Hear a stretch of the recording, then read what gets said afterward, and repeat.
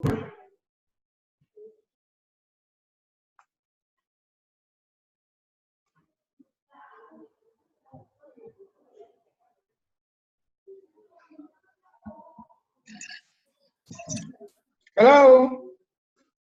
I'm here. I'll get started. Good afternoon, everyone. Okay. Thank you so much for joining us for the 6th installment of our weekly Oncology Clinical Trials webinar. I'm so pleased to present our speaker today, Dr. Verna van der Pooij.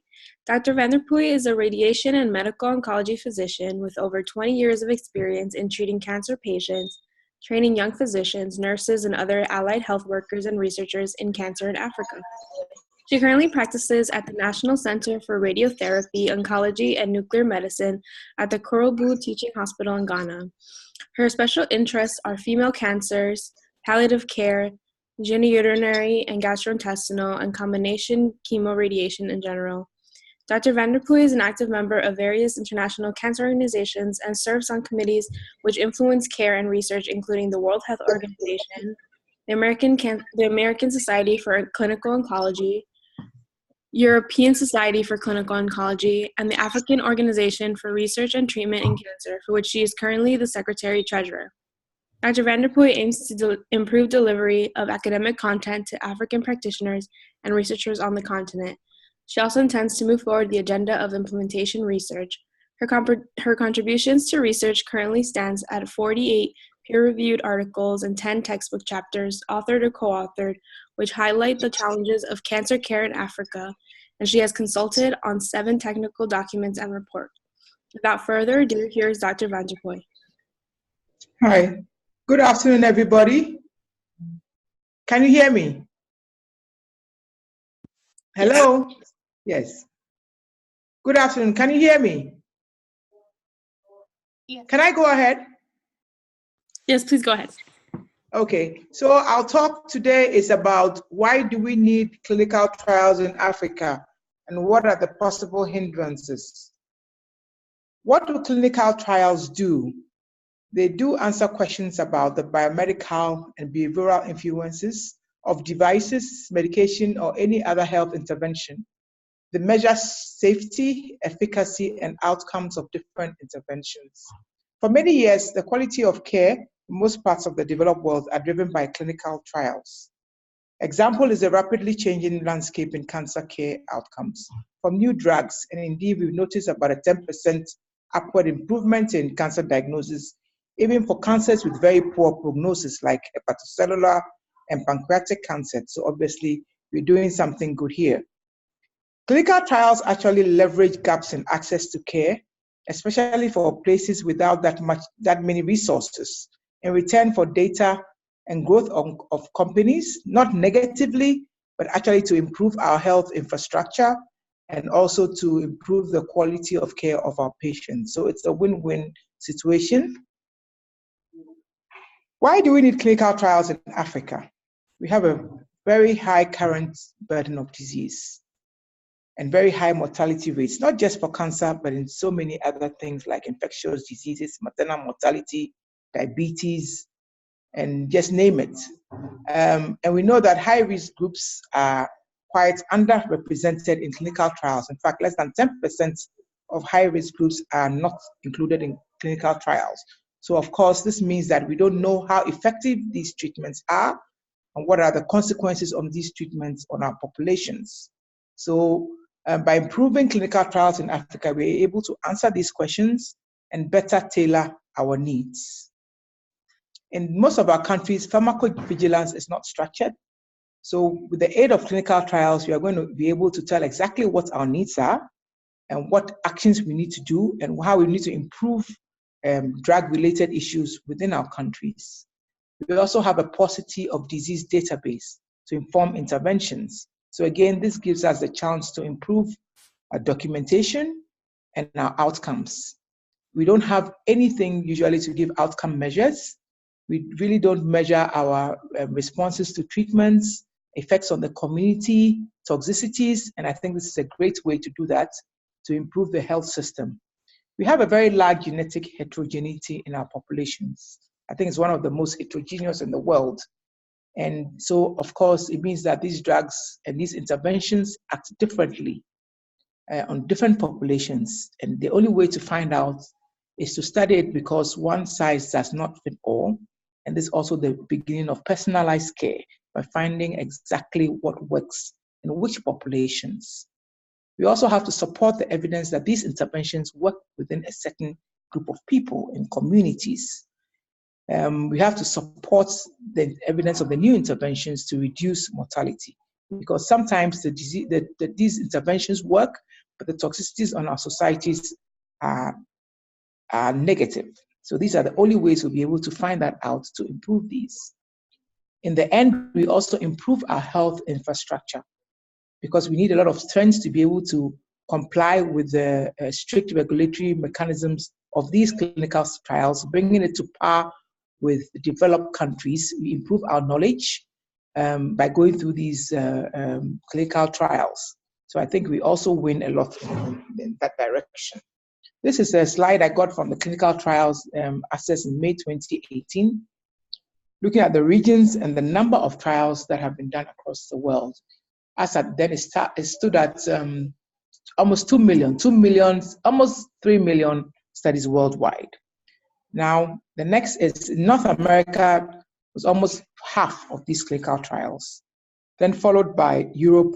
They're trailing a bit behind because they're a little bit conservative. Japan is doing not that good either, because it's actually a closed system. But when you look at Africa, we are trailing behind with less than 10% of the trials being conducted in Africa. There are so many reasons for that, but I can say that overall, there's almost a 3,000 increment in the number of clinical trials in the world over even over a 20-year period. But Africa is still trailing behind. There are a lot of reasons for this, but you could see that it's actually increased quite a bit over the number of years. So the next slide also tells you from the different regions of the world, of Africa, where these trials are coming from. And on average, you can see that South and North America are doing much better than the rest of us.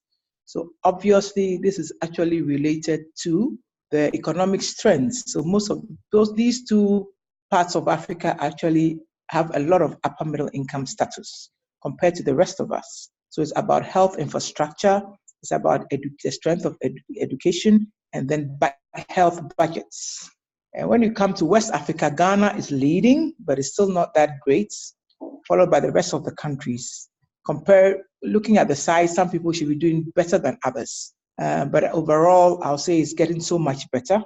East Africa is actually trailing along, but most of the trials are in communicable diseases and diabetes, cardiovascular. We don't have that much in cancer because we still have a few negative cultural influences, but that is about to change.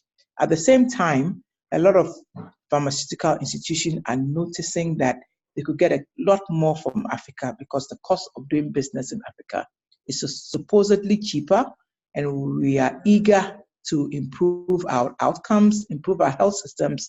So it actually is a virgin ground to start clinical trials. So we expect these figures to get better over time. Why do we need them in Africa? Starting from the broad components of cancer control, I'm going to use cancer as an example because that's what I do. From primary prevention, we can't take up recommendations made in general by the world because the uptake of the recommendations vary based on geographical location. Typical example is with the barriers with cervical cancer screening. So there's a lot of reports from Thailand, China, India, that the compliance rate is really, really low in single-digit numbers. Why is that? It's worked in other parts of the world. So what makes it different for us? So these are very virgin areas that could be investigated. We know that these ladies refuse to come for these treatments. Maybe they have influences from their spouses, but what really is the reason? The effectiveness of knowledge dissemination. So we know primary prevention includes a lot of empowerment through knowledge, but we're not able to disseminate this knowledge. We are not able to uptake this knowledge. And because we have a lot of sociocultural norms, example, obesity is culturally acceptable in most parts of Africa. But why is that? and how do we educate them about the negative impacts of obesity? How do we show them that obesity actually increases your mortality and increases your morbidity? So these are very virgin areas that could be explored. Why is it that smoking is more prevalent in some parts of Africa or even some parts of societies? Is it to do with the weather? Some parts are colder than the rest of Africa. Could that be the reason? We really don't know why. Why do we think that it's only smoking a cigarette that is considered smoking, and smoking smokeless tobacco is actually acceptable? We need to find out all these reasons why and how it affects our society. Mastectomy, total colectomy are a no-no because you actually are barred from the society. They are considered inferior. Now, what are the real reasons behind these cultural effects? We really don't know. We just say mastectomy rate is low. Everybody fears mastectomy, but what are the real reasons why? Because it actually affects all the expensive drugs that we give and the radiotherapy that we did. We're not going to get good results if our patients don't comply to our treatment. So we really have to get into all of these. We know chemopreventive interventions are reliant on norms. So a lot of patients from certain parts of the world are very non-compliant when it comes to preventive interventions, and there must be reasons why. These are the only way we'll be able to overcome these negatives and improve the quality of life of our citizens.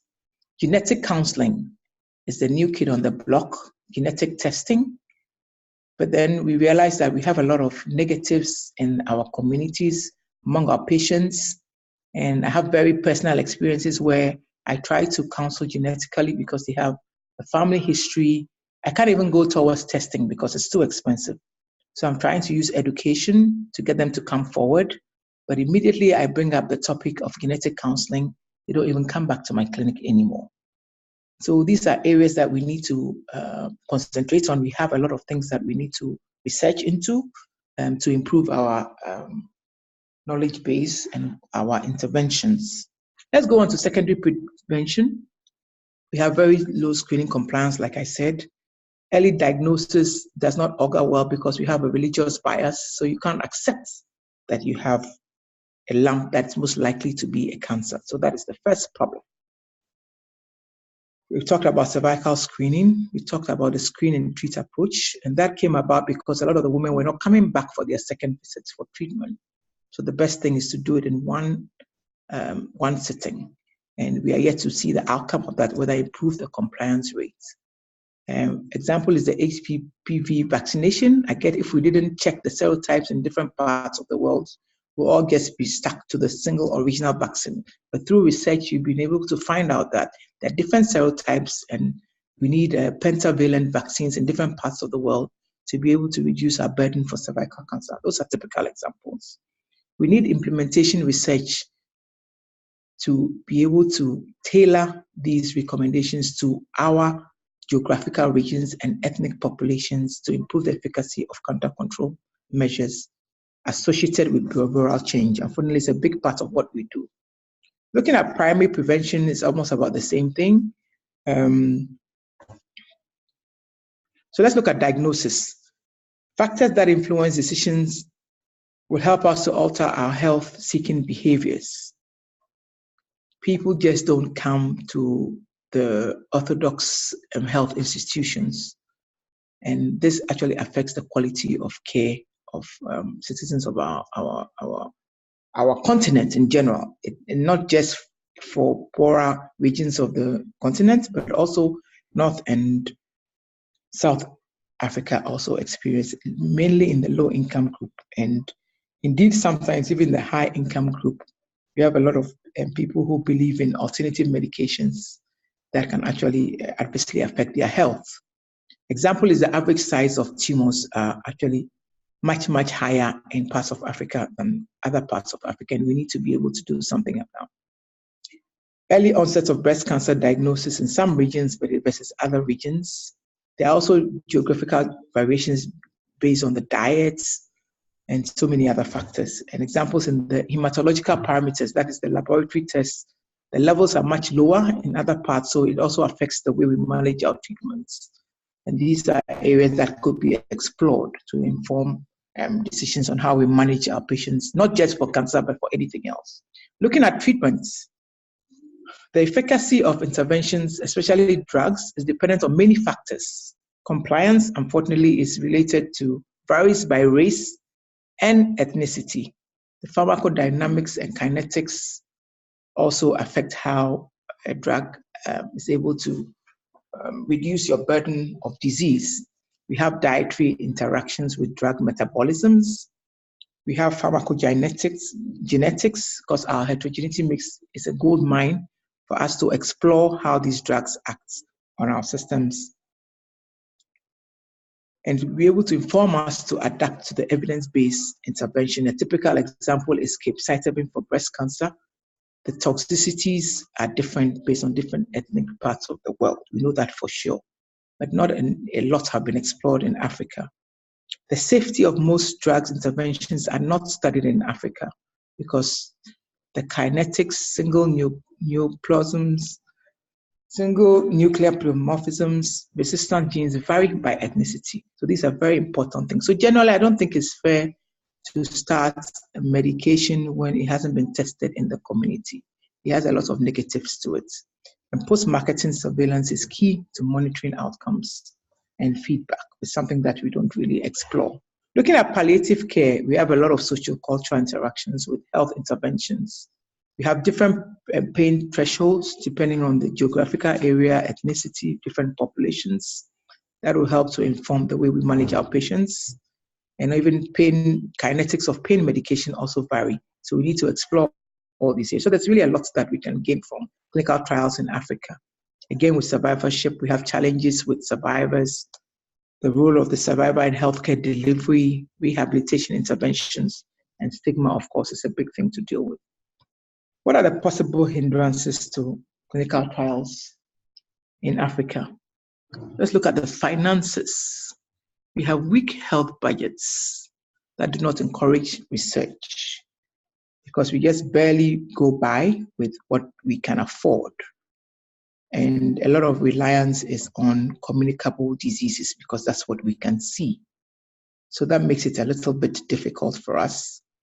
Our salaries are nothing to write home about, so it's difficult to support quality research out of pockets. And you need to also motivate anybody else who's on the team for research, and that can be quite extensive and expansive and financial drain. So with players that are coming in, we recommend that you need to have a look at all these aspects in deciding how much money you're going to have to spend. It's probably still much cheaper than the rest of the world, but these are things that people might not be aware of before they come in as players to expand their clinical research in Africa. Sometimes even the patients need to be attracted to come back for their follow-ups because most of us don't have comprehensive health insurance. So, and there are a lot of non-medical related bills that might be much higher than the medical bills. Transportation, supporting laboratory tests, and job losses. So a few trials have actually done better by, at every visit, they are able to give back something to the subjects, and that keeps them from losing out on their data collection.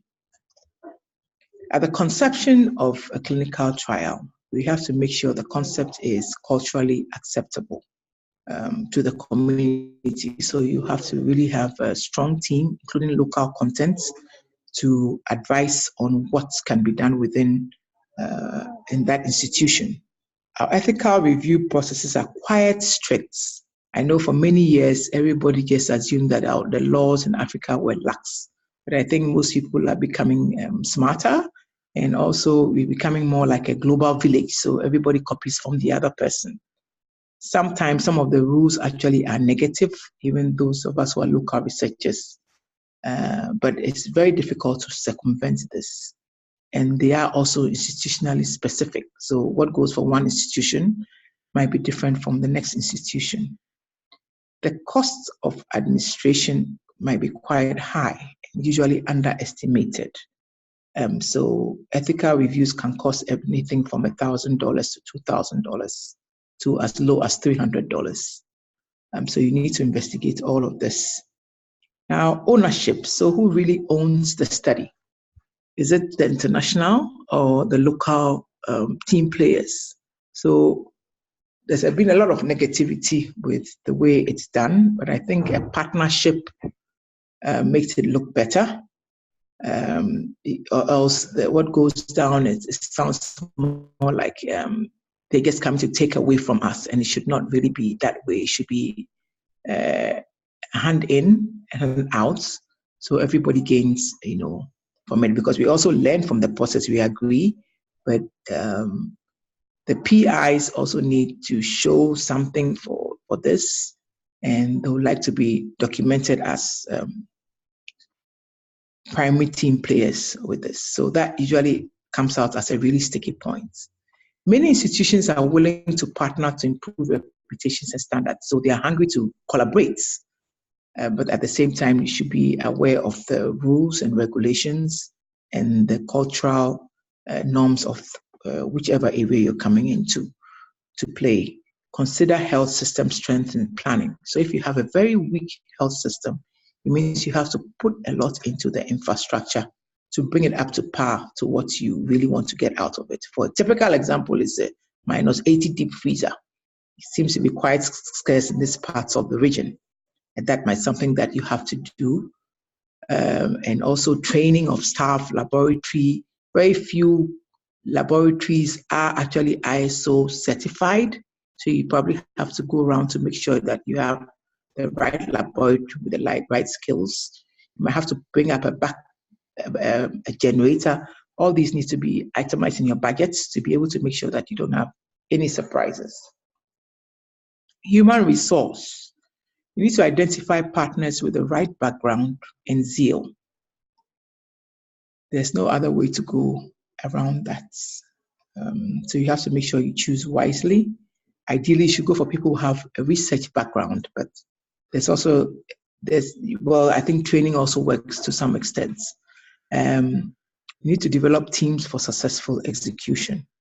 And so you have to meet with your team quite frequently. You need to deal with them on one-on-one, because you have a lot of negativity when some team players are thought to be favored compared to the rest. That's really from practical experience. So to have everybody on board, you probably have to deal with everybody individually. Build a legacy by promoting local capacity, because you're probably going to come back for more studies, and that's what the community takes back from you. So building a legacy for future trials is very important. You need to train trainers who continue with the legacy, and you have to have regular monitoring of outputs from your team players and giving positive feedback or negative feedback where necessary to improve their skills. Systemic problems. There's quite very low institutional support because we really don't have the money for research. And even if we do, there are a lot of team players who want part of that money. So it's very difficult to get full support. So we welcome international collaborators because they are the only ones who are able to push forward our research agenda and improve the quality of care. Infrastructural gaps might be large. It depends on the health system. So it would be a good idea to do your trial in a teaching hospital or a hospital with a lot of infrastructure upfront, or you probably will have to come up with a lot more to bring it up to par. You have to make sure you have internet availability and efficiency. It is very important. You might even have to get a separate server just dedicated to the study because we don't have that good internet technology. So you need to be supported, and that's also a way of meeting up with your team members and following up on what they do. International transportation can really be a big problem and needs a lot of attention. So if you have specimen that has to be kept at a certain temperature. We have very warm temperatures outside of the freezers. So it's very easy to have your specimens destroyed in the heat during when you have delays in transportation. So you have to make sure all that is set up right with the right companies, which unfortunately sometimes tends to be expensive, and to keep the cold chain, and joint transportation and collection on the other end. Those are areas that a lot of people have had a lot of problems with. So it needs a lot of attention. So in summary, clinical trials are needed to shape and improve the equity in healthcare in Africa. Many institutions are open to collaboration to improve the status of their healthcare and even academically. Every aspect of cancer care continuum will benefit from clinical trials. The first step is to include training in the training institutions, not just for the study, but for other studies. That's something that has to be on a broader platform, not specific to an individual study, but we need to be trained in clinical trials in our health institutions, especially. It's something that is lacking. And I've listed a lot of hindrances, but many of them can be overcome by understanding the culture of the sites. And financial support, unfortunately, is the key to success. So, thank you. Thank you so much, Dr. Vanderpoort. So we'll open up for questions if anyone has any questions now.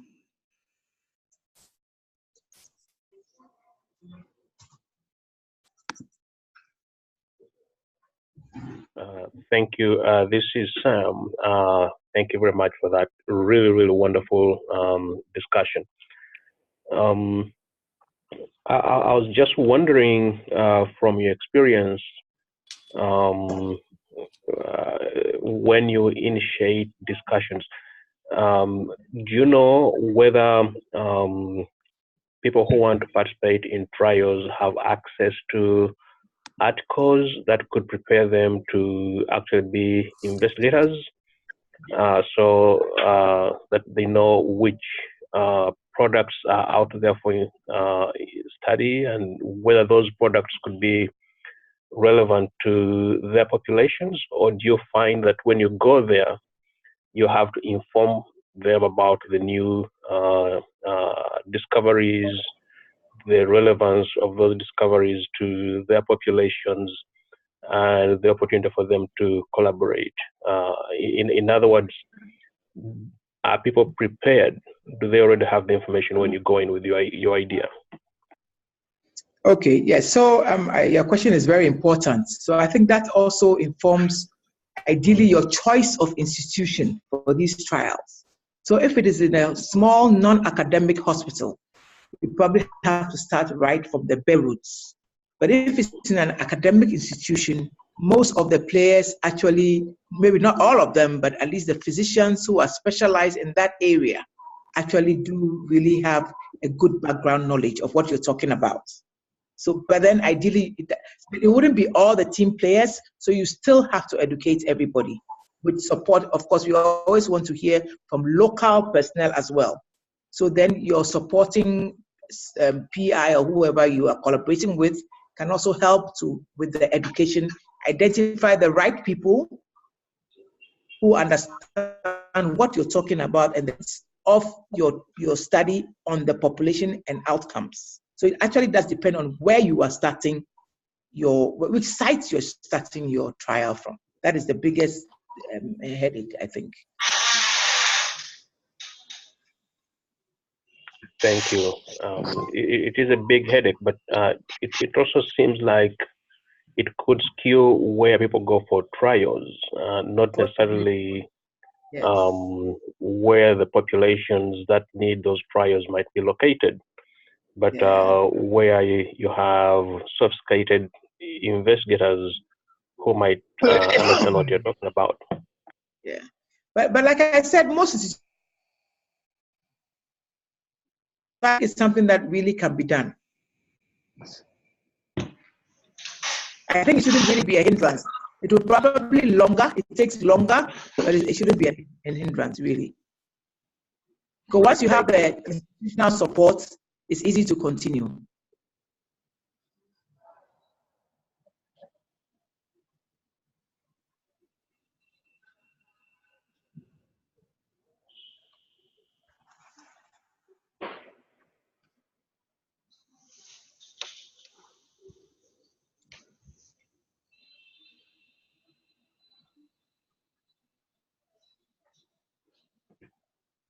So since there is no other person asking a question right now, could I just ask about this training? You mentioned that it's important to have sort of broader trainings that are just that are not just restricted to the study SOPs.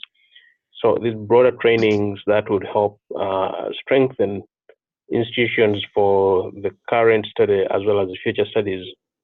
Do you have examples of how those trainings could happen? Or do you have an idea as to how those types of trainings could be supported? Okay, so for example, for myself, I spent some time at the University of Chicago, and I really did have like a didactic lecture on how clinical trials are done and what is expected of you. But most training institutions in Africa is not part of our training. So you'll be fortunate to have that if you have a supervisor who does clinical trials. So recently I went to my colleague and she's having a trial, and I said, are all your residents on the trial? She said, no. So these are some of the setbacks that we have. But if it's part of your training, I think our college, postgraduate training college, is now instituting a mandatory course on research and clinical trials. So I expect that within the next couple of years, our residents are going to be more proficient and would want to have clinical trials. On the other hand, there are now a lot of individual platforms who are online, some of them free, some of them you have to pay for. Aortic, for one, is getting ready to organize a platform for training for clinical trials, because we realize it's something that is lacking on the continent. So very soon they are going to come up with, and there are a lot of so many other individual clinical trials, but the problem is that most of them are just lectures and they are not hands-on. But that, I think, is going to take a while to develop in our countries because we don't have so many institutions who have clinical trials. But in my institution, there's something that they want to try to start setting that up for the hospital, for the individual departments of the hospital, to train them in clinical trials. It's slow, but it's going to happen because now that we are taking on these capabilities, we have to educate, our people on how to come up with the best, outcomes for clinical trials. Because most of the negativities was because our qualities were bad, our qualities were low, because we didn't have much information on how to do this. But everybody realized that it's very important. And you can hook up with me offline so I could help with that, to direct you to any places that. There was even an online course, it's like a master's course, but it was mainly online, but it's not restricted to Africa. It's just the general concept. But like I said, what is missing is the hands-on and practical, experience. Oh, thank you.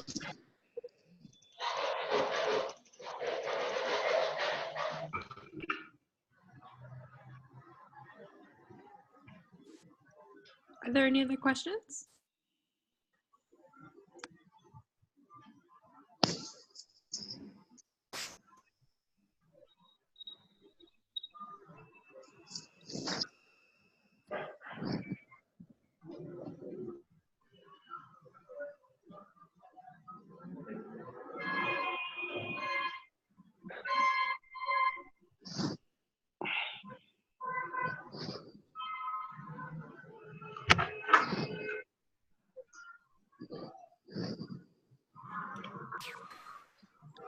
All right, I don't think I hear any more questions. So I once again want to thank Dr. van der Pooij for the presentation and for everyone for coming out for a weekly webinar series. This will be continuing next week until August 13th. So make sure to put it in your calendar and we'll see you at the same time. Thank you so much for coming.